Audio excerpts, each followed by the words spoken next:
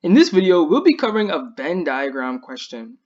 So first, if you're not really familiar with Venn diagrams, I have a few videos on them that you can check out just to get up to speed. So let's jump straight into this question. The question reads, the Venn diagram shows the sets M and N contained in the universal set E. Part A wants us to list the elements in the sets that they give us, and they want us to list the elements in M union N, M intersection N, and N prime, or you could call it M complement. So let's jump right into it. So as you know, for part 1, they're asking us to find the elements in the set M union N. Union. So remember, union means that we're looking at all the elements that are either in M or in N. So that means all of these elements in M or the elements in N. That's what union means. So we're looking at all of those elements. And that set is just going to be, oh, my curly braces are terrible, but that's okay. And that set is just going to be P, R, S, that's all the elements in M. And then we're going to look at all the elements in N, which is just going to be T and Q. And that's going to be the answer to part 1 of part A. So let's look at part 2 now. So part 2 says M intersection N. So M intersection N means that we're looking at the elements that are both in M and in N. As we can see here, we don't have any elements like that because M only has R, N does not have any R's, M has a P, N does not have any P's, and M has a S, but N has no S's. And we can do the same thing when we look at N. So N has a Q, but M doesn't have any Q's. N has a T, but M doesn't have any T's. So that means there are no elements common to both M and N. So what we say when there's no elements common, or when the set is empty, we just call it the empty set. And the symbol for that is going to be a 0 with a line through it. So that set is just going to be the empty set. So there is no elements within the intersection of M and N. That's all that means. So let's look at part 3. Part 3 says we need to find the elements in the set N complement. Remember, the complement just means that we find N, and all that means is we're looking at all of the elements that are not in N. So that's going to be all of these elements that are in this shaded area, right? So if we look at it, that'll be all the elements in M.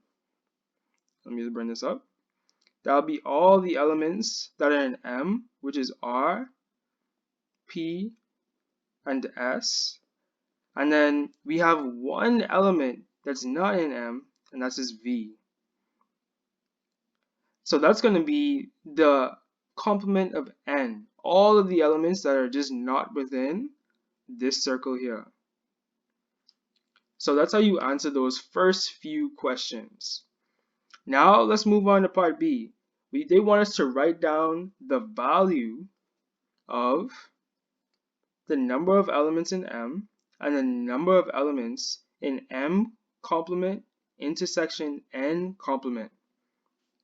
So let's break this down.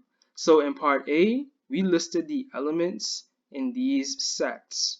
Now in part B, we're going to write down the values of these expressions. So let's look at N of M. So what this means is we're just finding the number of elements in M. So let's look at M. So M has P, R, and S. So M has 3 elements. So we just write down 3.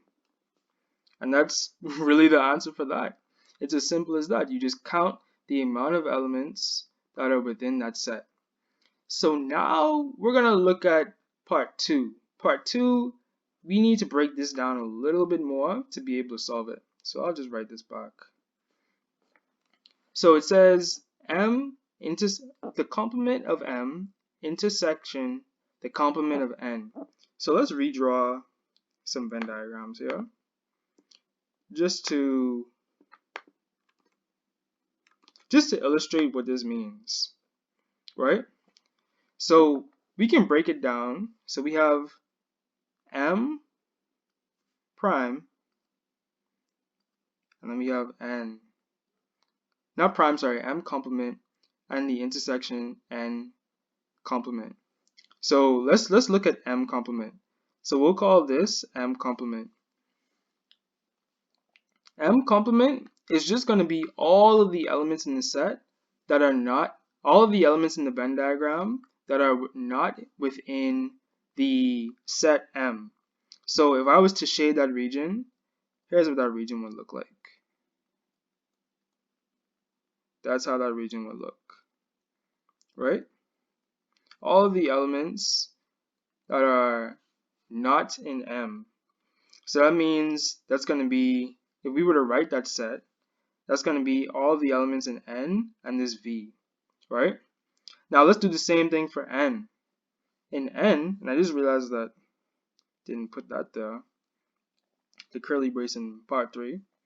So for N, we already found this. So that's going to be all of the elements that are not inside of N, right? We did this in part 3. All of the elements, all of the elements that are not within N. So now we want to find the intersection between those two. So if I am not in M, and if I am not in N, then where am I? So let's draw one final diagram so we could figure this all out. So here we have N prime, and here's how N prime looks. It looks like all of the elements that are not in M. And now here we have M prime, and that's going to be all of the elements that are not within M. So the intersection of those two, we're just going to combine these, right? So when we combine them, we're not going to include any of the elements in N, and we're not going to include any of the elements in M. We're just going to include everything that's outside of both M and N. Everything that's outside of M and N. So that's going to be this shaded region. So this shaded region represents M complement intersection N complement. And as we can see, the only value that's within this region is going to be V. So that means if I was to write down the number of elements, so going back to our question in part B, the number of elements in M complement intersection N complement, then there's only going to be one value that's within that set. So that's the number of elements within this set. And that's just going to be V. So that's how you answer a question like this. In this question, we combined our knowledge of set notation and being able to analyze a Venn diagram by just redrawing the diagram to get a better understanding for what some sets might look like.